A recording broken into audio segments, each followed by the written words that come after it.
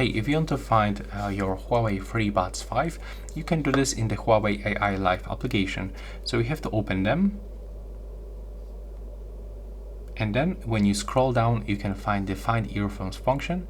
So when you click on it once, you can play sound on the left or the right earbud.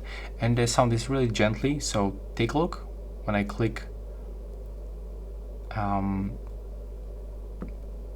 right here on the right one, it's making this sound. I'm gonna put it close to the microphone to let you hear that. Okay, it's not actually this one, that's this one.